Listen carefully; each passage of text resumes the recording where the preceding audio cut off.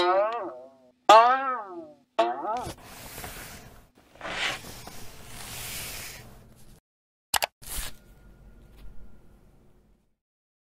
Assalamualaikum warahmatullahi wabarakatuh dan selamat sore buat Anda pendengar sharing inspirasi.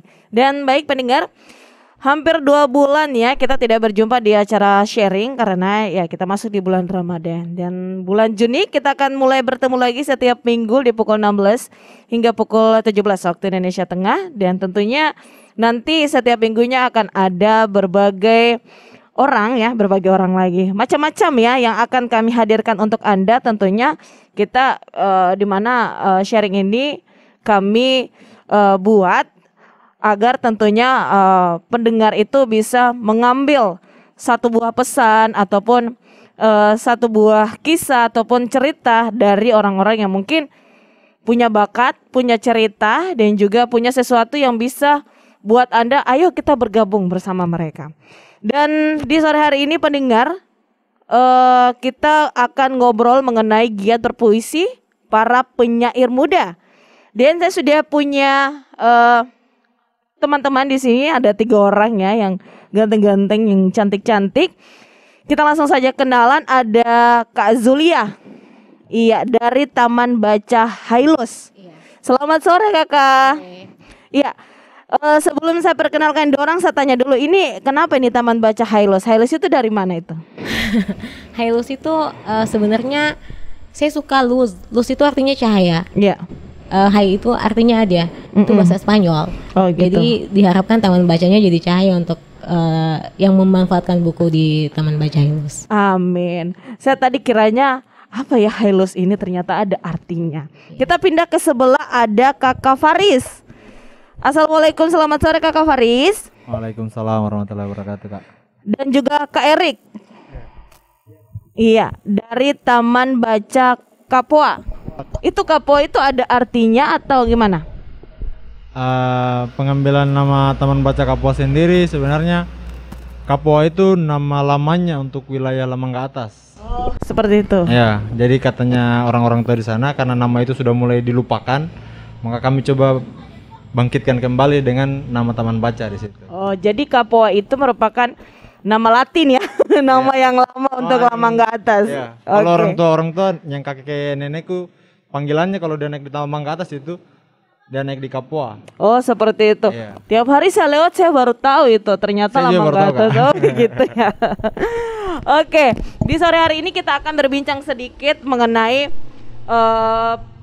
penyair muda ya, mereka yang disebut dengan penyair muda. Kenapa mereka bisa memilih puisi, bukan menjadi vokalis atau menjadi penari ya? Kenapa harus puisi? Dan juga kita akan bincang-bincang sedikit mengenai mereka baru-baru ini habis adakan acara. Acara apa itu nanti rahasia ya. Nanti kita bahas mengenai acara. Apakah nanti akan ada acara lagi di berikutnya? Masih rahasia, nanti kita bincang-bincang. Baik. Saya mau tanya dulu ini, sebenarnya apa sih yang menjadi alasan tersendiri sehingga mau menjadi penyair? Siapa dulu yang mau jawab ini? Dari sini dulu. Oke. Jadi sebenarnya menjadi penyair itu bukan ini ya, bukan semacam profesi bagi kami karena saya sendiri bukan alumni sastra. Saya ilmu sejarah di Unhas. Kak Faris dia kesehatan juga. Tapi kami menganggap bahwa puisi itu atau sastra itu bisa disukai entah oleh orang dari bidang mana saja gitu. Dan kebetulan karena saya di ilmu sejarah, saya melihat ketika dalam melakukan penelitian dan perkembangan ilmu sejarah sendiri itu tidak lepas dari ada influence puisi di sana, sastra, syair gitu kan. Sebelum sejarah ditulis dengan bahasanya yang tanda kutip mungkin agak kaku, sejarah itu ditulis dalam bentuk puisi gitu, dan itu menarik ketika kami di bidang ilmu kami berusaha menginterpretasi apa sih maknanya ini. Kami menggunakan perangkat-perangkat dari ilmu linguistik, dari ilmu-ilmu yang lain untuk melihat seberapa relevan puisi ini untuk digunakan menjadi salah satu sumber sejarah gitu. Nah, salah satunya di Buton misalnya ada Kabanti kan.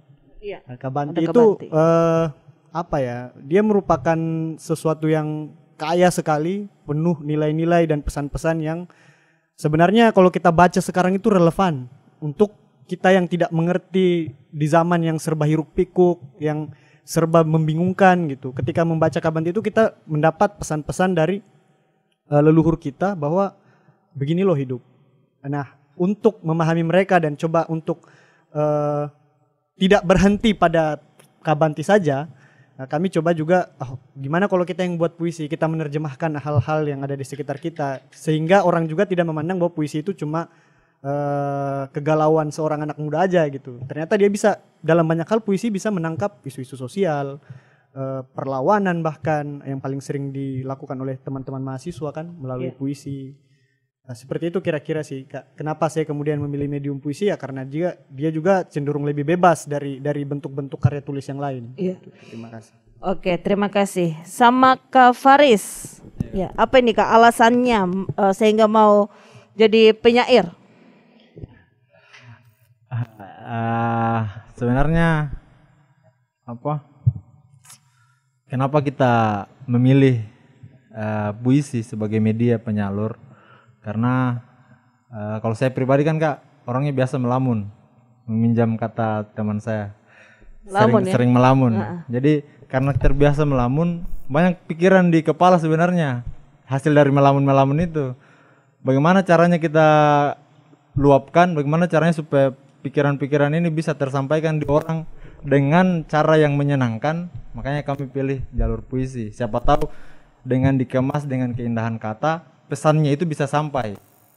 Baik itu pesan mungkin keresahan tentang diri sendiri, atau keresahan tentang lingkungan sosial, atau keresahan tentang apapun lah. Jadi saya rasa dengan puisi banyak hal-hal yang tidak bisa sebenarnya kita ungkapkan secara lugas, tapi bisa kita berikan gambaran-gambaran melalui bait-bait puisi mungkin. Oke, mungkin maksud dari Bang Faris ini tidak bisa curhat sama teman-teman, bisa curhat sama buku ya. sama pena ya, langsung disalurkan ke puisi gitu ya. Waduh. Teman curhatnya nggak ada ya. Gentar sekali Kak Di. Gentar sekali ya. Oke, kita pindah ke Kak Zulia. Kak, bagaimana nih kenapa alasannya saya nggak pilih penyair? Sebenarnya saya bukan penyair, minta maaf. Iya, saya menikmati puisi, walaupun saya menulis juga beberapa puisi, tapi untuk kategori penyair, belum ke situ. Jadi sastra itu kan bahasa emosi universal. Jadi dia mampu menembus ruang dan waktu, makanya wilayah kerjanya tidak terbatas. Lahirlah puisi, cerpen, esai. Jadi itu menjadi media yang baik buat saya, dan sebagai penikmat saya merasa mengintimi sesuatu selain ilahi itu lewat bahasa, lewat sastra, lewat buku. Karena mendapatkan eksplorasi theater of mind saya, makanan jiwa saya ada di situ. Saya bisa mengintimi benar-benar intim dengan buku. Jadi itu menjadi media yang baik saja buat emosi, dan orang-orang juga perlu tahu tentang sejarah itu lewat karya sastra kan. Benar. Para penyair, para sastrawan menulis situasi yang dimana sejarah hanya menggambarkan tahun, angka-angka, sementara suasananya itu kita mendapatkannya dalam dunia sastra. Salah satunya puisi. Oke, salah satu puisi ini merupakan penikmat dan penikmat. Ya, saya penikmat puisi. Tapi kadang-kadang pasti Ya, sering-sering juga. buat lah ya. Oke. Sebagai seorang penikmat dan juga sebagai seorang penyair nih ya. Sebenarnya apakah ada tokoh yang diidolakan untuk dalam atau luar negeri lah? Mungkin dari Kak Erik. Kalau tokoh ya banyak sih. Kalau dalam negeri saya suka Aan Mansur, senior saya juga Faisal Odang, Aslan Abidin. Saya suka puisi-puisi mereka juga. Persentuhan saya juga pertama kali masuk di sastra Unhas ketika berkuliah dulu juga, senior-senior itu seringkali mengadakan panggung bebas ekspresi gitu kan. Ya, kalau misalnya dari luar negeri, kalau dalam negeri ya, saya suka juga Sapardi, orang pada tahu kan, Hairil Anwar, Rendra gitu. Saya suka karya-karyanya. Tapi kalau dari luar negeri ada satu yang cukup eye-catching juga ketika kita baca syair-syairnya, itu Neruda misalnya. Itu apalagi kitab-kitab pertanyaan. Jadi dia ada karyanya itu yang membuat kita merasa seperti kita bisa melihat bahwa pertanyaan anak-anak kadang-kadang itu benar-benar puitis di satu sisi, dan juga di puisi Neruda itu ada semacam ruang kosong. Ketika kita masuk itu kita menemukan sendiri semacam untayan-untayan makna itu kita bisa susun sendiri apa sih yang dia maksud kira-kira seperti itu Kak kalau Neruda. Kenapa mengidolakan mereka? Apakah memang tujuan isi-isi dari puisinya itu sama dengan yang saat ini sedang Kak Erik buat? Saya pertama kali melihat kenapa mereka, karena dulu awalnya saya melihat bahwa puisi itu ya bentuk-bentuknya kayak semacam kayak orang galau, selalu sendu begitu kan. Terus begitu gamblang digambarkan bahwa saya sedih, tapi ketika misalnya saya membaca puisi mereka, itu kesedihan, kegembiraan itu digambarkan dengan cara yang terhormat tanda kutip gitu. Jadi kita bisa merasa bahwa begini cara menggambarkan sesuatu yang sesuatu itu digambarkan tidak sevulgar itu saja gitu. Jadi kita diajak berpikir juga tentang hal-hal itu. Saya ke Kak Zulia ya. Siapa ini tokoh ya? Sebenarnya sering baca buku ini pasti. Enggak juga begini. Saya mengkonsumsi bacaan sesuai kebutuhan untuk yang sekarang. Tetapi untuk menikmati saya mengintim beberapa buku. Kalau kategori penyair saya menyukai banyak penyair malah. Kalau di Indonesia sendiri, malah saya suka penyair lokal, teman-teman indie. Saya suka Kak Irianto Ibrahim dari Sulawesi Tenggara. Saya suka Kak Timur Budi Raja. Saya malah tergila-gila dengan Sosiawan Leak. Sementara kalau di luar negeri sendiri, saya itu malah lebih suka sastrawannya, maksudnya lebih bentuknya ke cerpennya. Saya lebih suka karyanya Leo Tolstoy dan Haruki Murakami malah, bukan di penyairan puisi. Justru ke karya sastranya, cerpen. Baik, saya pindah ke pertanyaan selanjutnya mungkin sama Kak Faris ini ya. Kak Faris. Nah, ini penyair ini tentu banyak ya. Tadi ada Kabanti kan, ada puisi. Kalau Kabanti kan suatu di Sulawesi Tenggara kita dibawa seperti apa. Nah, kalau penyair itu karya-karyanya sebenarnya apa saja? Apakah memang hanya puisi? Atau mungkin puisi yang dijadikan apa begitu? Atau memang dia hanya puisi mungkin saja isi di dalamnya itu lebih bebas gitu ya? Sepertinya seperti itu Kak, kalau untuk hasil dari seorang penyair. Jadi apapun keresahannya yang coba dia sampaikan itu pasti mungkin medianya salah satunya itu melalui puisi. Media utama yang dia pilih untuk menyampaikan pesannya itu lewat puisi. Sebenarnya pandangan menjadi seorang penyair itu kalau untuk Bang Faris itu dia lebih fokus kemana? Kayak misalnya kita buat puisi mungkin curahan hati, fokus saja ke curahan hati. Ada juga yang fokus ke isu-isu politik sosial ya. Kalau Bang Faris sendiri untuk diri pribadi ya, itu dia kalau buat puisi itu biasanya cenderung kemana ini pandangannya? Kalau saya pribadi Kak, sepanjang saya menjadi penikmat puisi, yang selalu jadi poin utama itu adalah sebelum baik itu membaca ataupun menuliskan tentang sajak atau tentang puisi adalah pesan apa yang bisa didapat dari apa yang kita baca ini dan apa yang kita mau tuliskan ini. Lebih ke situ saya.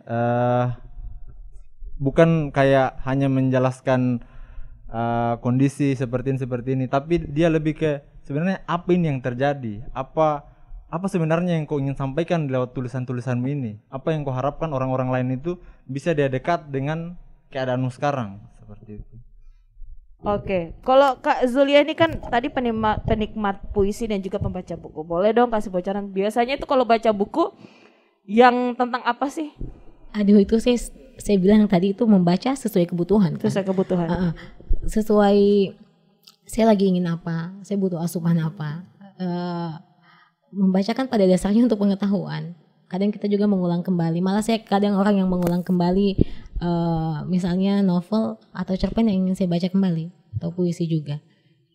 Kayak begitu. Jadi kan pada dasarnya puisi itu saya mau bilang soal Faiz tadi yang penyair, pada dasarnya penyair itu mereka eksplorasi dirinya, kata-kata datang pada mereka, mereka tangkap dan mereka jadikanlah itu puisi. Itu bahasa emosi penyair yang menjadi kata, menyalurkannya itu menjadi kata, mereka benar-benar memilih bahasa yang tepat kan untuk mewakili indera penglihatannya mereka, pendengarannya, semuanya, rasanya. Jadi saya pikir perjalanan seorang penyair menghasilkan karya itu yang perlu kita apresiasi. Iya, karena kan memang menjadi seorang penyair itu, apalagi sekarang kan muncul beberapa penyair-penyair yang muda, dan itu merupakan salah satu angin segar di dunia penyair karena mereka hadir di zaman sekarang tentu dengan pola yang berbeda dengan yang dulu. Kayak misalnya tadi sudah disampaikan, puisi dulu itu kan harus AI gitu ya polanya ya untuk akhiran atau AO. Jadi kalau sekarang itu kayaknya lebih mengeluarkan apa isi hatinya, tetapi dalam tanda kutip harus perkataannya juga, kata-kata yang mereka salurkan juga itu harus tepat ya.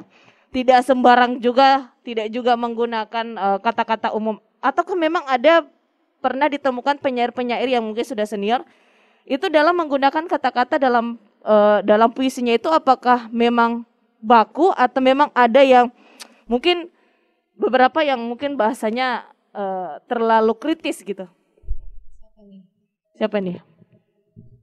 Kak Zulia dulu. Sebenarnya gini, kita menikmati puisi itu, kita tidak mengkomentari tentang bahasanya, diksinya. Puisi itu dinikmati utuh, satu karya. Apapun, puisi juga macam-macam ya kan, sesuai penulisnya. Ada orang yang menulis puisi cuman 3 kalimat, itu dianggap sudah puisi.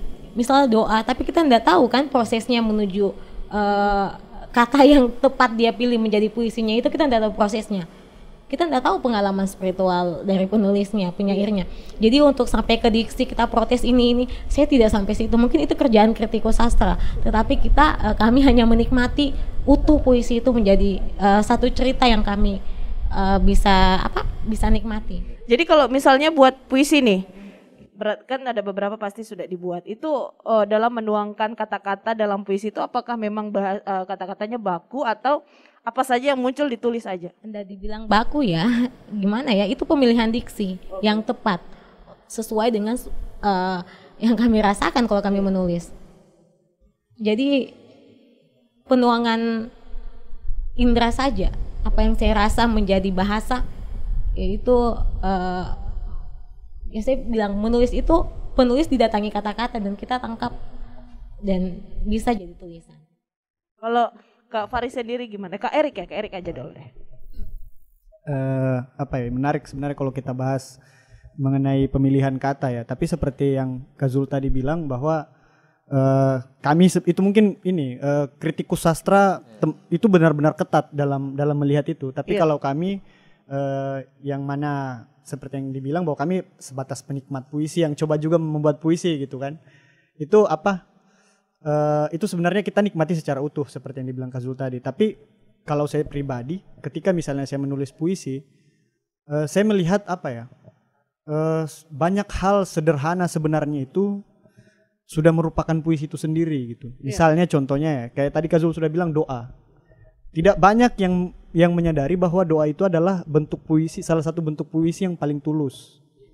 Nah, terus juga kemudian kalau pemilihan kata kita memang menangkap. Jadi kayak yang Kak Zul bilang ada kadang kata-kata itu muncul gitu, atau kayak ada satu cerita muncul di dalam benak kita, lalu kemudian kita coba tuangkan kembali kan. Itu ada proses. Nah, tapi kalau saya sendiri, saya melihat bahwa yang paling ketika menyusun puisi itu adalah logika yang utuh gitu. Jadi kayak pengucapan, saya pertimbangkan juga dari segi pengucapan, dari segi maknanya tidak lari, itu untuk supaya pembaca benar-benar masuk ke dalam ruang puisi itu. Karena seorang senior saya juga yang penyair sekarang, dia IB, dia pernah bilang ke kami bahwa puisi itu adalah ruang kosong. Kita masuk, kita membuatnya untuk membuat pembaca dan pendengarnya itu bisa menikmati ruangan itu. Jadi misalnya ketika kita membaca puisi, sebenarnya yang paling penting adalah kita tahu di mana kita harus membuat mereka merasa tegang, kita harus membuat mereka merasa lapang sedikit dengan mengambil jeda. Begitupun dalam mempertimbangkan ketika kita membuat sajak, hal-hal semacam itu juga perlu. Di mana dia emosionalnya tinggi, di mana dia nyantai-nyantai aja, di mana dia harus istirahat untuk meresapi makna yang menyimpulkan makna-makna di bait-bait yang sebelumnya. Itu kalau saya mempertimbangkan itu karena dan itu pun bukan satu satu teori yang baku. Itu cuma salah satu trik atau teknis, hal yang sangat teknis yang diajarkan oleh seorang senior kepada juniornya waktu itu, dan saya anggap itu lumayan worth it ketika saya cuma menggunakannya dalam menulis. Dan itu bukan cuma menulis puisi, apa saja yang saya tulis saya selalu memposisikan bahwa pembaca saya itu masuk ke dalam ruangan dan saya ingin buat mereka nyaman di situ. Kalau menurut saya seperti itu. Oke deh.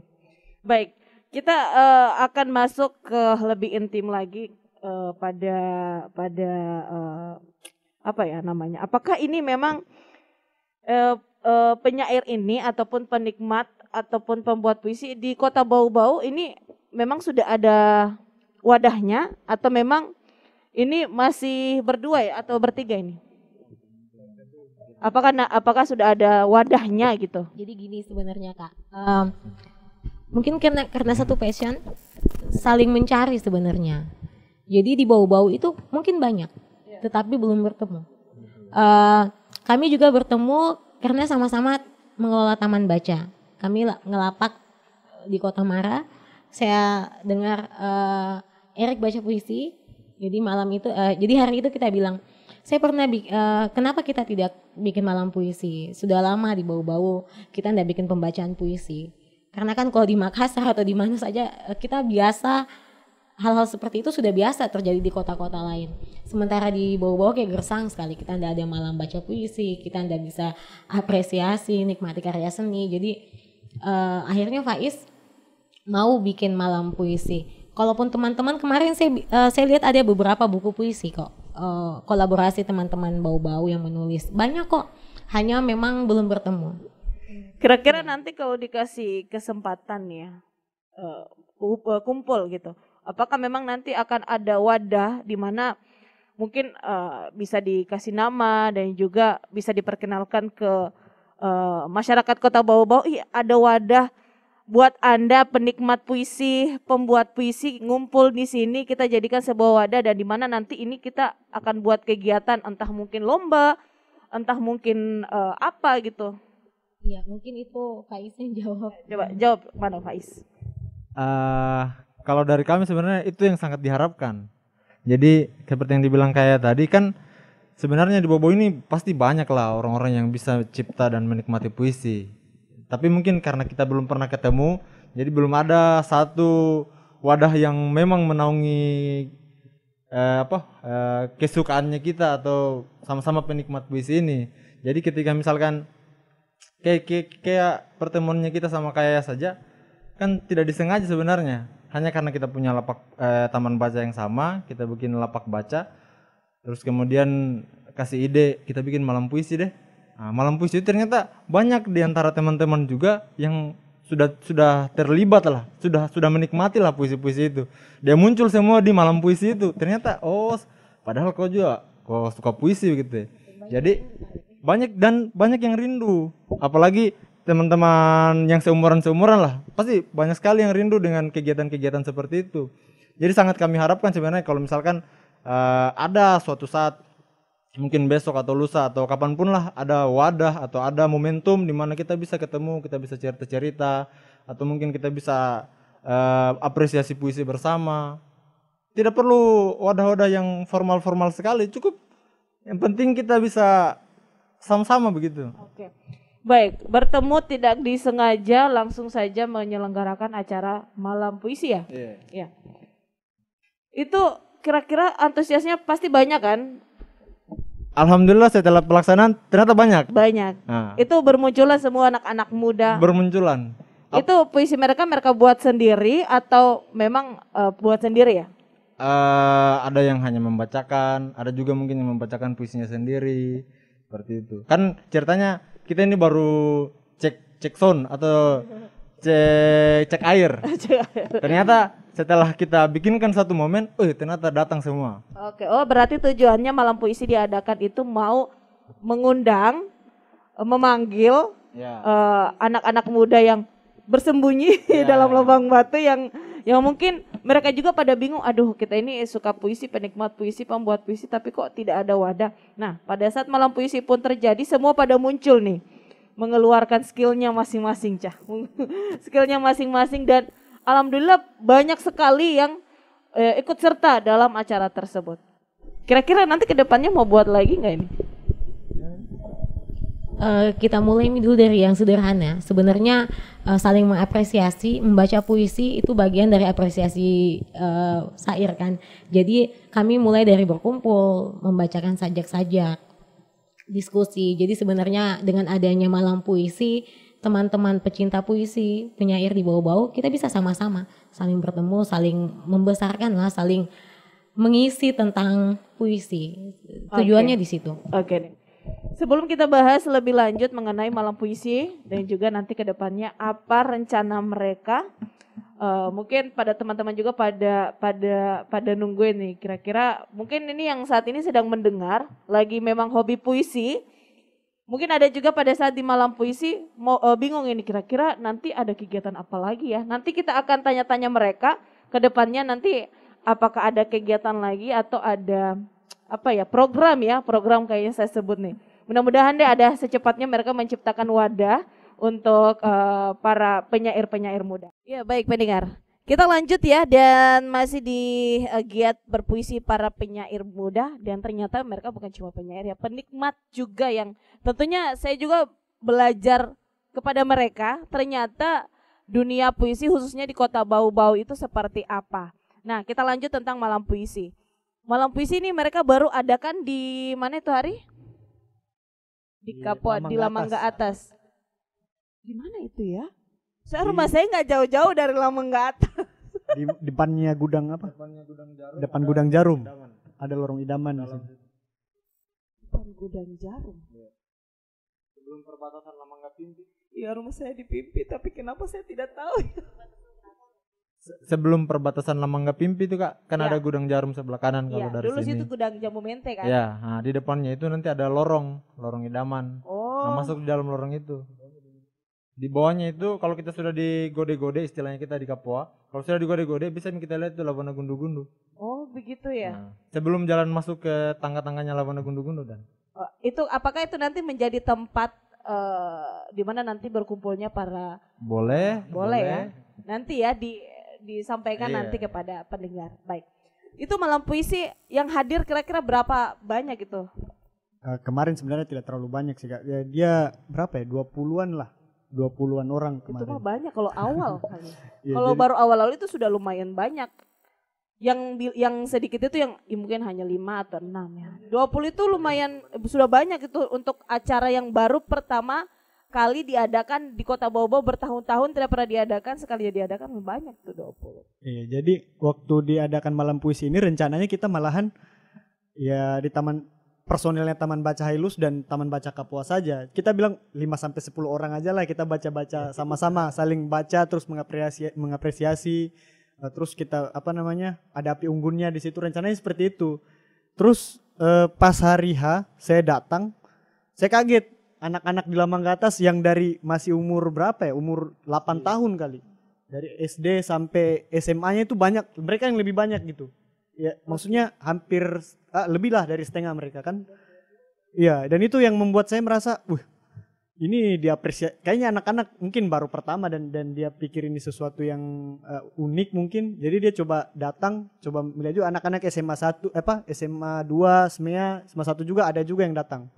Terus bahkan dari teman-teman taman baca di Kamaru ada juga datang. Aduh, jauh ya. Kakak senior juga dari Limbowolio Institute kemarin ada juga datang. Jadi kami merasa bahwa ternyata kegiatan seperti ini relevan kalau diadakan, tidak anomali lah di bawah-bawah ini. Nah, kemudian tadi pertanyaannya tentang bagaimana puisi apa yang dibacakan kan, itu kalau saya salah satu puisi yang paling bagus juga dan kebetulan juga bagus juga dibacakan puisinya ini yang Kak Zul baca.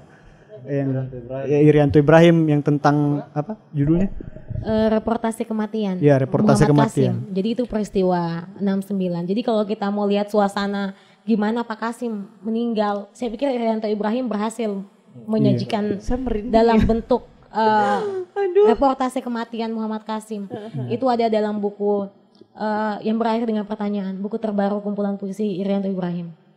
Iya, dan itu ini apa? Saya disitulah juga salah satu puisi itu yang saya pikir siapa anak muda lah misalnya, anak muda bau-bau berapa sih yang tahu tentang peristiwa itu? Iya, betul. Berapa sih yang tahu? Itu nggak banyak yang tahu. Dan ketika saya di sejarah ada kajiannya Kak Yusran Darmawan, dia antropologi, dia bahas tentang itu di S2-nya, di tesis dia di UI itu. Saya baca, tapi saya di situ baru tahu. Sedangkan saya ini orang yang bidangnya di situ dan baru tahu ketika itu. Nah, saya pasnya Kak Yaya baca itu, saya kemarin sempat membuat cerpen tentang itu di Makassar kemarin, tapi nggak naik karena apa ya, agak susah lulus sensor kali. Terus kemudian pas kayak baca malam itu, saya seperti merasa bahasa anunya apa, ada yang datang lah gitu, kayak merinding, terus kayak wah ini kayak pesan yang selama ini tidak sampai, yang cuma dimiliki oleh orang tua kita dan pernah coba ditutup-tutupi negara, itu sampai ke anak-anak yang datang di Papua pada malam itu lewat puisi itu. Yes. Sesajen tidak hadir kayaknya dari jolnya kayak seakan-akan kita berada di situ ya. Kayak kita tiba-tiba berada saja di tragedi itu pada saat dibacakan puisi. Baik. Nah, sudah terselenggara ini malam puisi. Kira-kira setelah terselenggara nanti dan banyak yang ikut serta, nanti ke depannya seperti apa?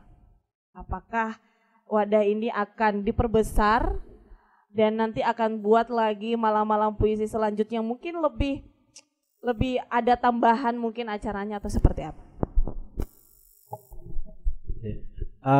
Mungkin untuk sekarang tuh Kak, bagi teman-teman yang penikmat atau penggiat puisi atau sudah menciptakan puisi, main-main saja di Taman Baca Hello, Taman Baca di Papua. Nanti kita apresiasi puisi sama-sama. Nanti kita bikinkan ruang sama-sama di Taman Baca. Kita apresiasi, kita bacakan. Kalau misalkan nanti sudah banyak yang bergabung, sudah memungkinkan untuk kita bikin lagi satu malam puisi kedua, mungkin bulan depan atau 2 bulan depan, tinggal kita bikin lagi. Oke. Seperti itu. Baik, saya masih banyak pertanyaan, tapi kita sudah di penghujung acara ternyata. Ada ini yang WhatsApp. Assalamualaikum, waalaikumsalam warahmatullahi wabarakatuh. Dian di Palatiga, saya senang sekali baca puisi, bahkan saya sering dapat juara baca puisi di sekolah. Tapi semua puisi yang saya baca adalah puisi orang lain. Saya juga ingin bisa menulis puisi saya sendiri, tapi saya masih merasa sulit untuk menulisnya. Meski sudah beberapa kali coba dan saya merasa tidak percaya diri dengan puisi saya. Mohon tipsnya Kak. Sebenarnya banyak baca puisi itu menandakan kita banyak pengetahuan tentang puisi, banyak model, banyak patron tentang puisi. Sebenarnya adiknya tinggal menulis, karena adiknya sudah punya pengalaman membaca banyak model puisi. Bentuk puisinya sudah ada, dia tidak mengawang-awang lagi bagaimana bentuk puisi. Dia sudah sering membaca puisi. Dia tidak percaya diri katanya. Enggak, sebenarnya begini, percaya diri itu, saya saja tidak percaya diri. Kalau mau dibilang saya tidak bisa bilang R, tetapi saya sangat percaya diri untuk membacakan puisi. Karena persoalannya bukan di R-nya, persoalannya bagaimana saya bisa membawakan puisi itu sampai, pesannya sampai ke orang. Sama kayak adik itu, sebenarnya tidak ada itu masalah percaya diri kalau dia mau menulis. Intinya menulis mulai menulis saja itu. Menulis saja. Iya, Dian ya, iya, di Palatiga. Jadi Ade Dian ini apa yang kalau menurut saya sih sebenarnya seperti yang dibilang kayak tadi, yang penting menulis dulu aja dan yang itulah kenapa kemudian Kapoa ada, Hailus ada adalah untuk datanglah kalau memang mungkin dia tidak percaya diri karena tidak menemukan tempatnya gitu. Misalnya juga apa ya, orang ingin belajar bermain musik di tempat orang ingin fokus mengaji, mungkin tidak tempat juga. Makanya kenapa kemudian Kapoa ada, Hailus ada, dan taman-taman baca yang lain itu ada adalah untuk hal semacam itu. Mungkin suatu ketika misalnya dia sudah membuat puisi, datanglah. Mungkin kita bisa bukan cuma membaca puisi bersama, kita bisa membuat puisi bersama, mengumpulkannya dan entah bagaimana ke depannya itu ada produknya bisa Tapi yang paling pertama adalah ketika kita ingin belajar menulislah.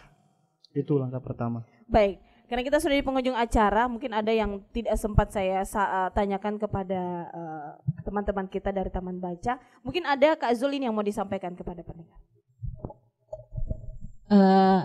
Saya pikir di Bau-Bau kita punya karya yang sangat luar biasa, yaitu Kak Banti. Kenapa kita tidak memulai kembali membaca naskah-naskah itu? Itu jadi titik awal kita untuk sama-sama menikmati syair indah, warisan yang tidak ternilai buat kita masyarakat Buton. Selanjutnya mungkin karena kami dari Taman Baca, saya ingin menyampaikan bahwa marilah kita sama-sama menyelamatkan tempat satu-satunya yang bikin kita merdeka, yaitu Taman Baca. Maksudnya di situ ada bacaan, di situ kalian bebas melakukan apa saja tanpa intimidasi apapun. Jadi silakan rajin-rajin berkunjung ke Taman Baca. Oke, kalau Kak Faris sendiri mungkin ada yang mau disampaikan? Ya, kalau saya sebenarnya di Bau-Bau ini banyak sekali hal yang puitis, mulai dari tulisan atau bahkan yang sudah kita lakukan setiap hari, mulai dari mungkin kejayaan-kejayaannya kita di masa lalu atau mungkin hal-hal kecil di sekitarnya kita. Kalau kita pandang dengan cara pandang yang tepat, sebenarnya puitis sekali. Dan untuk teman-teman atau adik-adik yang sudah bisa menulis puisi atau senang berpuisi, terus saja latih tulisannya, latih pembacaannya. Tidak usah takut akan tidak usah grogi atau tidak usah merasa tidak pede begitu ya. Karena sebenarnya dari membaca puisi itu ada pesan yang ingin kau sampaikan. Dan caramu membacakan itu ya pada saat itu memang begitu caranya untuk menyampaikan pesan yang kau mau sampaikan itu. Oke, baik. Sama yang kedua mungkin sama seperti kayak tadi, ajakan lagi sebenarnya ke Taman Baca, karena di Taman Baca untuk hal-hal yang seperti ini sudah ruangnya, tempatnya milah. Bukan hal yang baru kalau misalkan kau baca puisi di Taman Baca, atau bukan hal yang baru kalau misalkan kau mencoba membaca buku atau membaca tentang drama di Taman Baca. Tentu akan diberikan ruang, akan berada pada tempatnya lah. Iya. Seperti itu. Oke, Erik mungkin sedikit. Saya gini, sederhananya bahwa kita pernah punya Kak Banti dan kebudayaan literatur kebudayaan sastra yang hebat sekali. Apakah kita hanya berhenti di situ? Sudah giliran zamannya kita untuk memproduksi dan menunjukkan juga dan mewariskan sesuatu ke zaman berikutnya. Terima kasih Kak, itu saya. Oke, baik. Terima kasih banyak ya Kak Zul, Kak Faris, Kak Erik sudah hadir. Nanti hadir lagi kita bahas tentang Kak Banti ya. Janji hadir lagi ya. Iya, insya Allah. Baik, kita cukupkan.